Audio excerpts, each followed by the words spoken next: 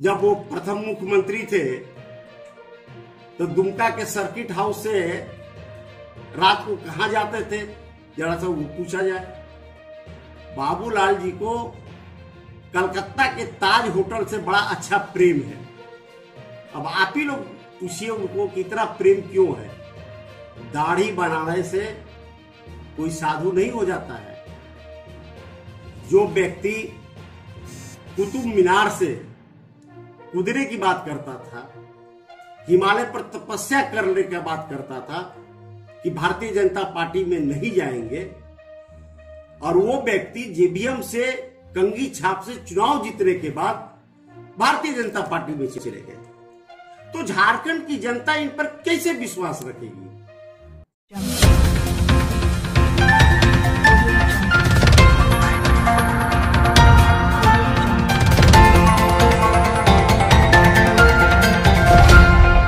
आज हम press conference इसलिए बुलाए हैं कि कल हम समाचार में देखे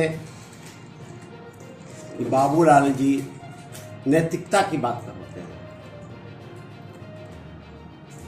वो माननीय मुख्यमंत्री श्री हेमंत सोरेन जी को नैतिकता के पाठ पढ़ा रहे हैं, लेकिन बाबूलाल जी की अपनी नैतिकता क्या है।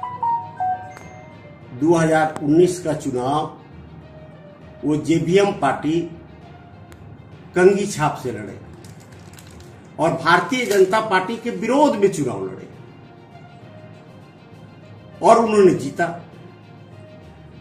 जीतने के बाद झारखंड की जनता को धोखा देने का काम किया। झारखंड की जनता ने उन्हें इसलिए नहीं जिताया था कि आप जीतकर भारतीय जनता पार्टी में शामिल हो जाए। उन्होंने चुनाव जीते और मोटी रुपया में रकम में लेकर अपने ही नहीं अपनी पार्टी को भी भारतीय जनता पार्टी में विलय कर दी। इसलिए बाबूलाल मरांडी जी को नैतिकता के आधार पर त्याग पत्र दे देना चाहिए और पुनः चुनाव लड़ना चाहिए और भारतीय जनता पार्टी के सिंबल कमल फूल के सिंबल से उनको चुनाव लड़ना चाहिए। वो दूसरे के नेता की बात करते हैं।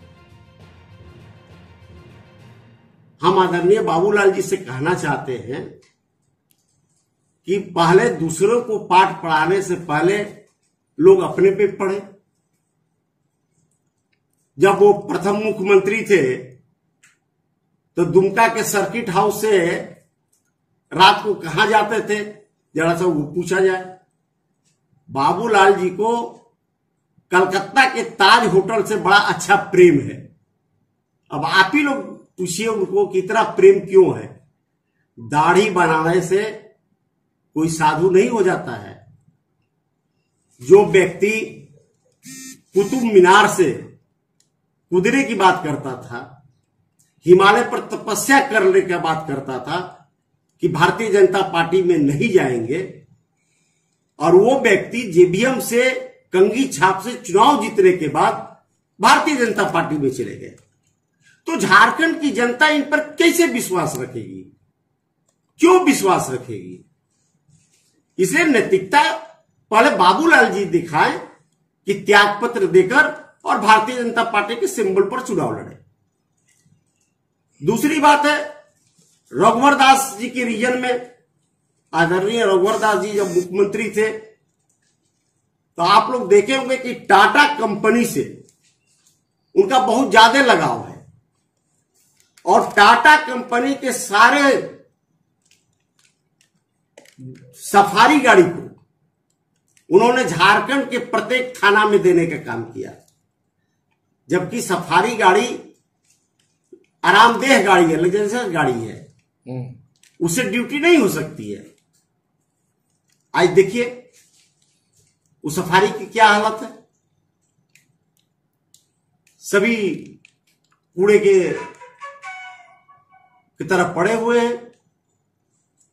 तो ये रघुवर जी बताए कि आपकी कितनी में डील हुई थी कि पूरे राज्य के सभी थाना में आपने एक बार में सफारी गाड़ी देने का काम किया था। भारतीय जनता पार्टी सबसे झूठी पार्टी है। इन्हें एन केन प्रकार सत्ता चाहिए, ये सत्ता के बिना नहीं रह सकते हैं। जैसे मछली को अगर पानी से निकाल दिया जाए तो वो तड़प कर मर जाता है, वही हाल है भारतीय जनता पार्टी को। लेकिन झारखंड की जनता अभी 30 सालों तक